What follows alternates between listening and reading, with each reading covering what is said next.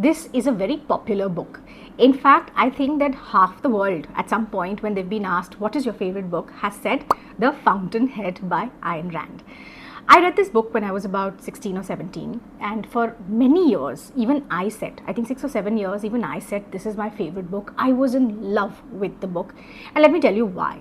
So Ayn Rand writes about a philosophy called objectivism, right? So there's capitalism where the risk of capital, or whoever has the capital and can take risk with it, gets rewarded. Then there's socialism where everything is equal and the state owns everything and everybody gets rewarded. The state decides kisko kitna milega.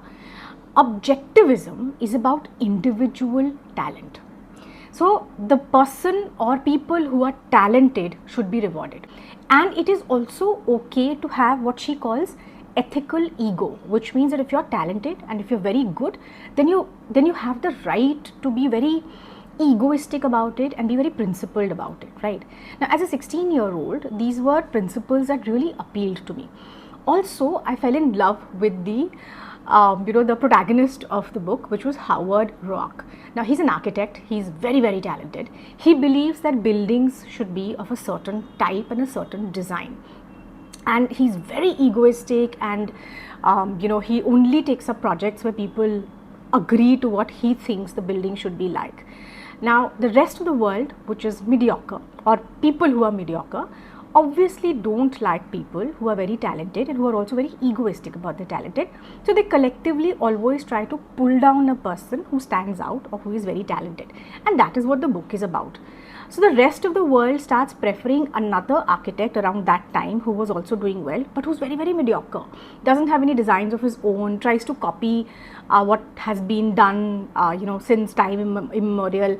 Kahin se kuch le liya, kahin se aur kuch le liya, but people like him. The female protagonist, Dominique, understands Howard Roark, but also understands which way the world is, pitching. So she also works, while she loves him, she also works to bring him down. Now, I fell in love with Roark and I fell in love with the principles of the book, and I was completely shook. I really, really liked the book. Then, a few years later, I met my then boyfriend, now husband, and he's also a reader. So we had to discuss our favorite books, etc. So I said mine is The Fountainhead and I love the book, etc. He had not read it, so I lent him my copy to read, and I waited with bated breath ki abhi we will discuss it, he will also like it. That did not happen. He came back looking very disappointed and said, Deepika, I didn't like this book at all. I was like, why? I launched to defense of the book and I was like, no, isme ye hai, look at Roark. But his logic, when we talked about the book, seemed plausible. So I said, theek hai, isko fir se padhte hain. I read this book many years ago. Let me just read this book again. When I reread the book, I changed my mind. Because, between 16 and between 24, 25, you see the world very differently. And I spotted so many flaws in The Fountainhead that I was surprised at my own self. So I feel that, this is a book that at one point it was almost fashionable to say, oh, my favorite book is The Fountainhead. But if you really closely look at the book, today I feel Roark was not ethically egoistic or very principled. I think he was just very childish and he was very stupid. Dominique, the female protagonist, his lover, I think she had problems, she had issues. She allowed herself and the men in her life to treat her very, very badly. So I think that book had a lot of issues.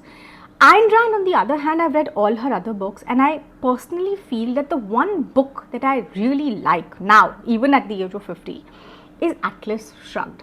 I understood her concept and her philosophy better in Atlas Shrugged, and in Atlas Shrugged I actually sympathized with the philosophy. John Galt, you will read the book and you will know.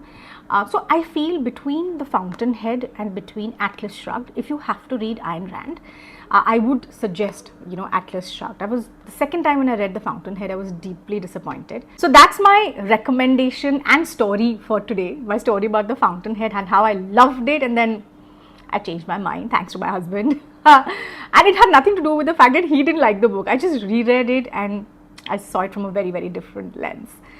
So till next time, Keep reading, stay happy. Bye bye.